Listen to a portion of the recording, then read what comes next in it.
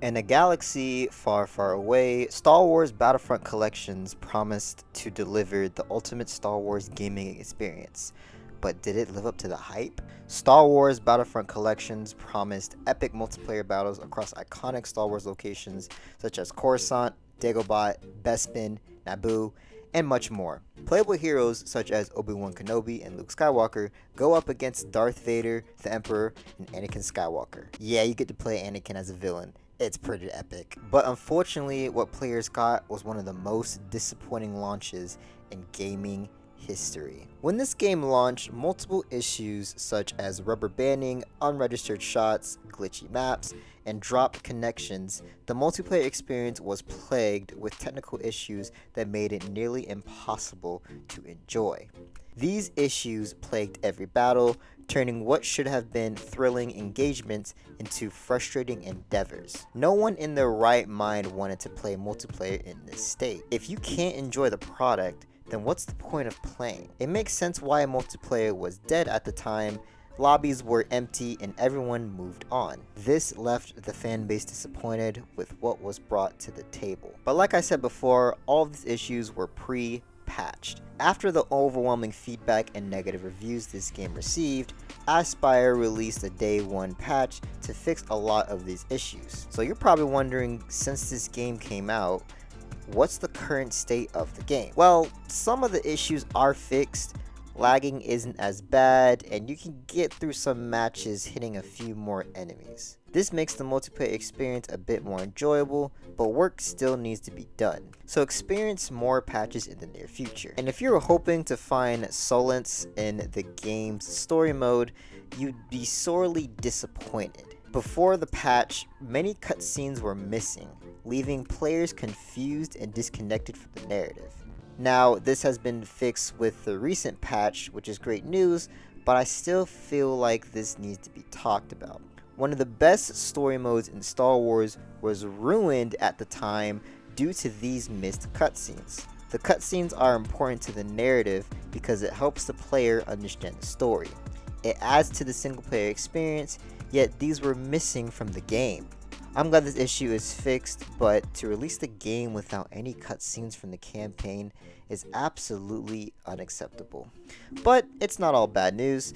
Despite its multiplayer shortcomings, the single player experience in Star Wars Battlefront Collections is engaging. Majority of the instant action is untouchable, and it's a lot of fun. The space battles are chaotic and fun as always, which is great news to hear if you're planning to play this offline. Everything seems to be running normal and there aren't any big issues. Now personally, I prefer the original Battlefront 2 single player. I don't know what it is. It could be the gameplay, nostalgia, or the negative feedback Classic Collections has received so far that's made me prefer the original Battlefront 2 single player.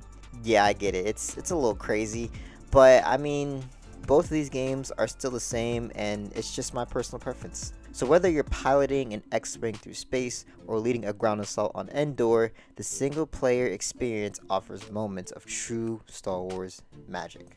Within days of its release, Star Wars Battlefront Collections found itself on life support. The disappointing launch, coupled with the lackluster multiplayer and missing cutscenes, led to a rapid decline in player engagement. With all these issues, it makes you wonder, what did Aspyr do with all of their time? It's like they didn't test the game before launching it. It's truly baffling how they managed to mess up a 20-year-old game. Even though these issues are fixed, I still think it's frustrating to release a game in this state. In today's gaming experience, it's normal to have day one patches, but I personally don't like this. It allows developers to get away with releasing the game in an unfinished state, and this leads to a lot of frustration from the player base. In my opinion, if these issues can be fixed in day one patches, then fix it before the game is released. It makes it easy for everyone involved. If you can't fix certain issues in games, then do it. Don't rely on patches to come and save you. I just don't like this.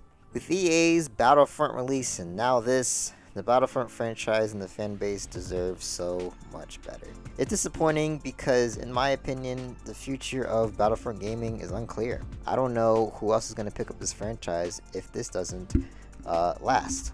In the end, Star Wars Battlefront Collections had the potential to be a legendary addition to the Star Wars gaming universe. At first, it fell short of expectations, leaving players longing for a more polished and complete experience. But with the day one patch and more coming, there seems to be a light at the end of the tunnel. It's still frustrating that the Star Wars Battlefront community has to go through another messy launch, but I think this game could still be playable with a few more patches on the way and with single player pretty much untouched. With that being said, it's still disappointing that we are in this situation and the player base deserves so much better. Aspire needs to get their act together, and I believe they deserve to be held accountable for not giving us a playable game. So, with that being said, I'm going to give the current state of Star Wars Battlefront Classic Collections a classic 5 out of 10.